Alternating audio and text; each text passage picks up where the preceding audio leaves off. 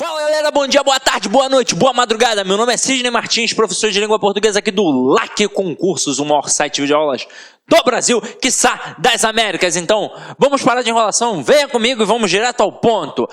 Hoje a aula é sobre tipos de sujeito. Caramba, Sidney, tipos de sujeito, isso cai em prova? Cai pra caramba, meu companheiro. Afinal de contas, uma matéria muito importante é a matéria concordância verbal. Agora, o que é a concordância verbal? É a relação entre o verbo e o sujeito.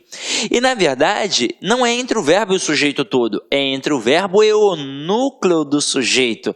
E para eu poder trabalhar a concordância verbal, que é uma matéria que cai em demasia nas provas, eu tenho de saber tipos de sujeito. Afinal de contas, eu só vou saber como é que se faz a concordância se eu identificar o sujeito. E na língua portuguesa, nós temos 3 tipos de sujeito.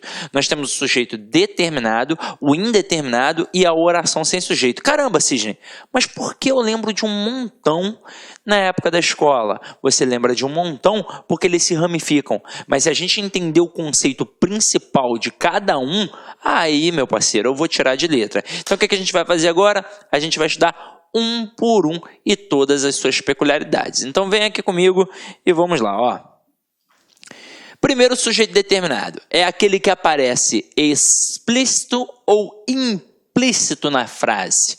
Então, eu consigo identificar. Mesmo que eu visualize ou não visualize, eu ainda assim vou conseguir identificar. É por isso que eu divido em sujeito simples, em sujeito composto e em sujeito desinencial. Aí eu já vou fazer uma reflexão com vocês.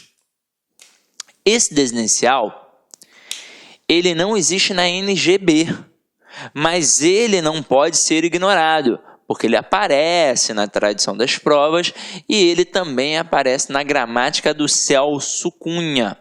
Mas o avaliador, ele pode fazer uma brincadeira. Ele pode trabalhar a questão independentemente de como ele tenha colocado no edital, até mesmo porque é hábito nem colocar a bibliografia. Então, o camarada pode fazer o que quiser. Então, se liga só. Quando eu tenho um sujeito simples, se eu chegar para uma criança de 8 anos de idade e falar que o sujeito simples possui apenas um núcleo, ela vai entender da mesma forma que vocês. Se eu falar para uma criança de 8 anos de idade que o sujeito composto possui 2 ou mais núcleos, ela vai entender da mesma forma que vocês. Agora, se eu chegar para uma criança com uma frase que não está aparecendo um sujeito, ela já vai estranhar. Aí imagina se eu chegar para ela e falar que ali tem um sujeito desinencial, que ele não está aparecendo, mas que é facilmente subentendido pelo contexto ou pela desinência verbal. Caramba, essa criança vai me odiar. Então a tia Teteia criou uma das melhores situações pedagógicas que a gente tem. Ela inventou o chamado sujeito oculto, que é o sujeito desinencial, que também pode ser chamado de sujeito elíptico. Mas na hora que ela falou que era um sujeito oculto, o que aconteceu com a criança? Ela falou, tia, agora eu entendi, ele está ali, eu só não estou vendo, é igual o meu amiguinho oculto. E foi exatamente assim que surgiu no mundo escolar. E eu não estou de sacanagem, foi exatamente assim, tá? Só que agora a gente vai ver um por um, entender todas as suas nuances, todas as suas peculiaridades. Então venha comigo, ó. Olha essa frase, um galo sozinho não tece o amanhã. Vamos descobrir quem é o sujeito. Para descobrir quem é o sujeito, eu sempre procuro primeiro pelo verbo. Eu não olho para os substantivos primeiro, eu olho para o verbo. E aí eu vou fazer a pergunta ao verbo, sempre quem ou que, para saber quem é o sujeito. Só que aí reparem que nesta frase existe uma palavra negativa acoplada ao verbo tecer.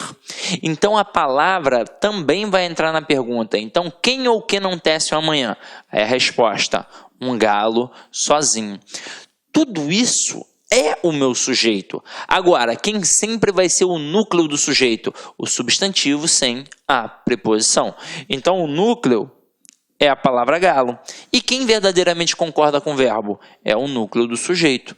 Então, como o núcleo está no singular, o verbo fica no singular.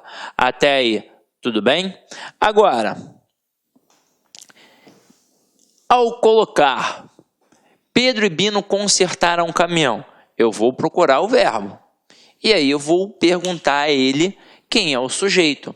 A pergunta, ó, observa, o verbo está no plural, mas a pergunta é no singular. E aí, como assim, Sidney? Está de sacanagem? Não, estou falando sério. Porque você ainda não fez a pergunta, você ainda não viu quem é o referente. Então pode ser que seja uma pegadinha do avaliador. Então você vai perguntar, quem ou o que consertou o caminhão? Aí você vai ter como resposta Pedro e Bino. Aí agora você vai observar que tem dois núcleos, tanto Pedro quanto Bino. Então, como tem dois núcleos, o verbo obrigatoriamente tem de concordar com os dois núcleos. E se ele concorda com os dois núcleos, obrigatoriamente vai ficar no plural. Então, realmente a frase está correta. Pedro e Bino consertaram o caminhão. Agora, e se eu botar assim, ó? Os policiais prenderam um assaltante. Aí eu pergunto, quem é o sujeito? Aí você vai achar o verbo e vai perguntar a ele, quem é o sujeito? Então, aqui o sujeito é o termo os policiais. Aí eu pergunto, quem é o núcleo do sujeito? Policiais.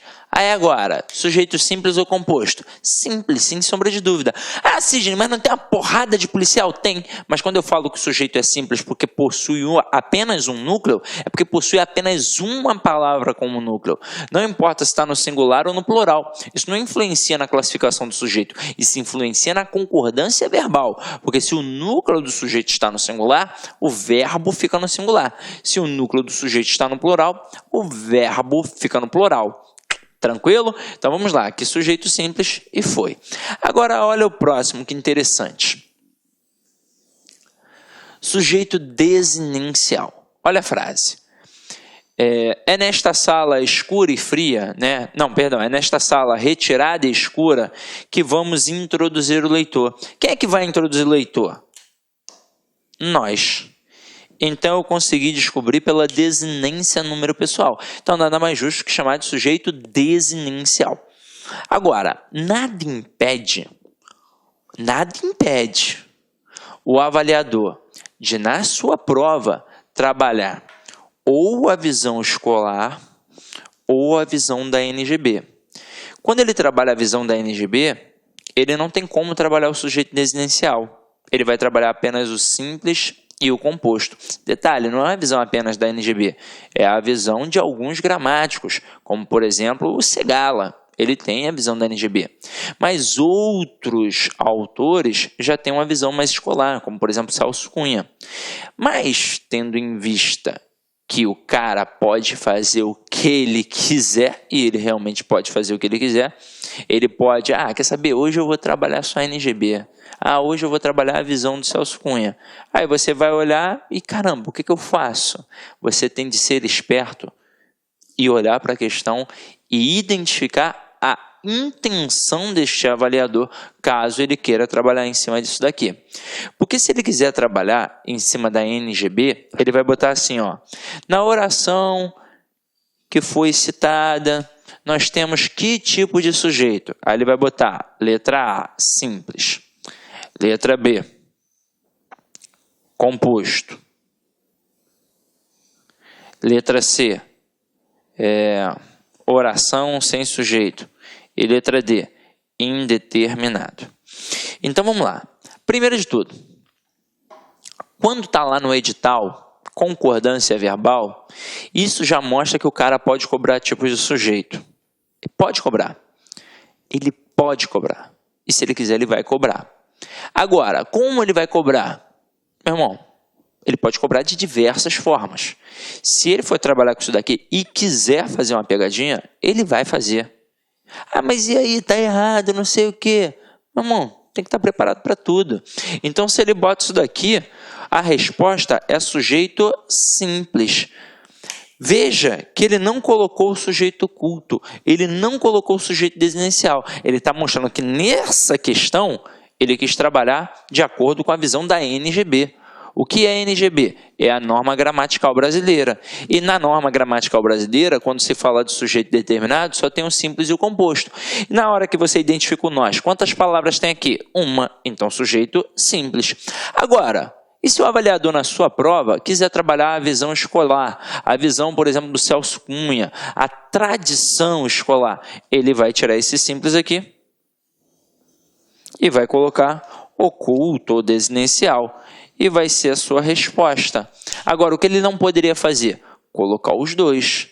Ele não poderia, porque aí estaria arrumando sarna para se coçar, porque muita gente iria entrar com recurso para poder anular a questão. Entendeu a pegada? Então, eu estou querendo te mostrar que isso aqui, dependendo do autor que o avaliador queira utilizar, pode ser o chamado oculto, desinencial ou elíptico, ou ainda assim pode ser chamado sujeito simples, porque por mais que eu não esteja vendo, eu consigo identificar, então é determinado, e na hora que eu identifico, eu vejo que tem só uma palavra, ok? Tranquilo?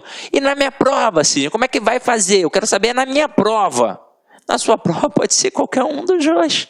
Então você tem de ficar esperto no comando, porque meu irmão, se o cara bota aqui, simples, fala sério, não tem como ser composto. Não tem como ser uma oração sem sujeito. Não tem como ser indeterminado. Então, o cara aqui é identificado, é determinado. Então, não pode ser nem B, nem C, nem D. Então, só pode ser A. Até mesmo porque só tem uma palavra. Então, você que tem que ficar ligado. Você que tem de estar esperto. Tranquilo? Então, matamos aqui.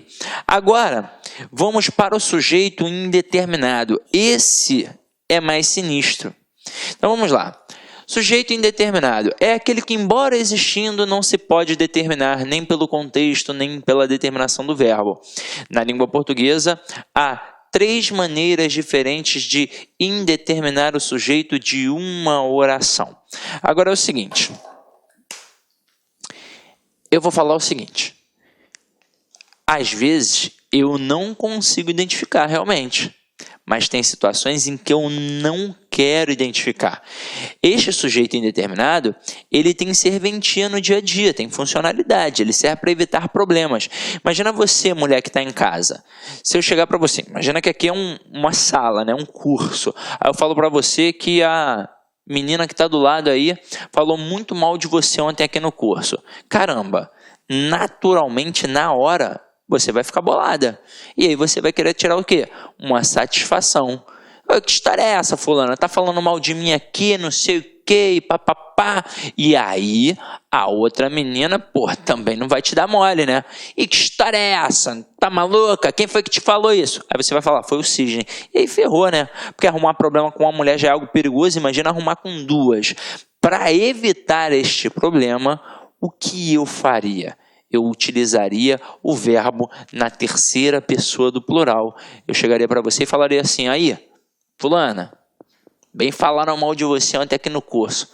Aí você talvez chegasse para mim e falasse assim, me diz logo quem foi, que eu vou matar, não me segura não. Eu falei, calma aí, pelo amor de Deus, eu não vi quem foi, eu só ouvi, estava ali no bebedouro, coisa e tal.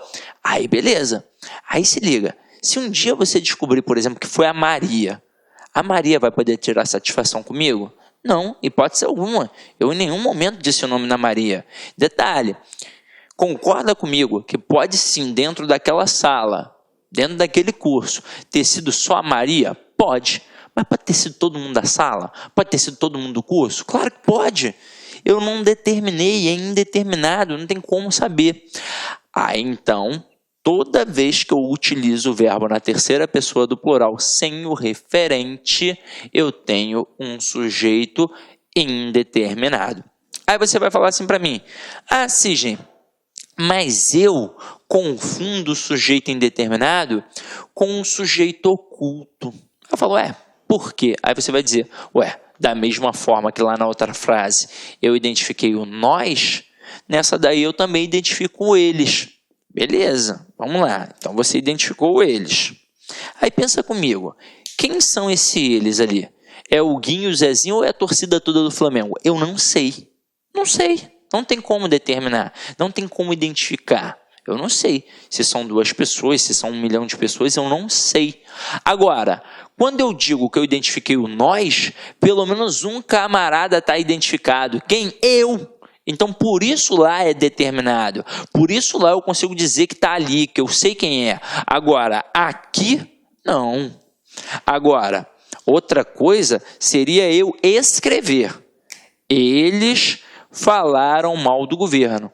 Agora, o verbo na terceira pessoa do plural tem um referente. Quem? O eles. E só tem uma palavra aqui. Então, seria sujeito simples.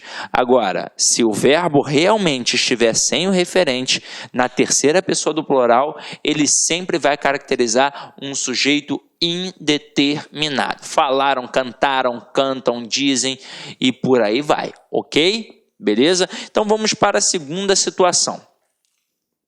Olá, meus amigos! Gostou da aula do professor? Grande professor, você quer continuar assistindo essa videoaula? Aliás, você quer fazer o nosso curso completaço para o Tribunal Regional Eleitoral de São Paulo 2016?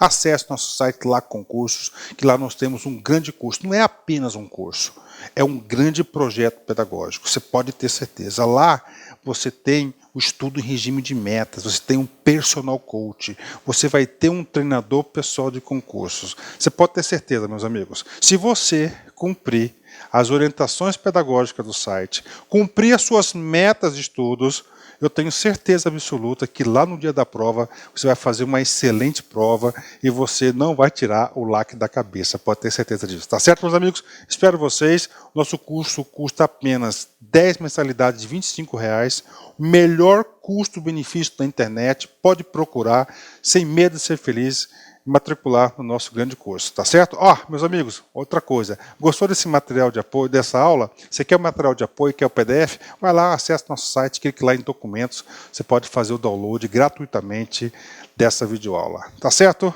Forte abraço, espero vocês. Tchau, tchau. Clique lá aqui.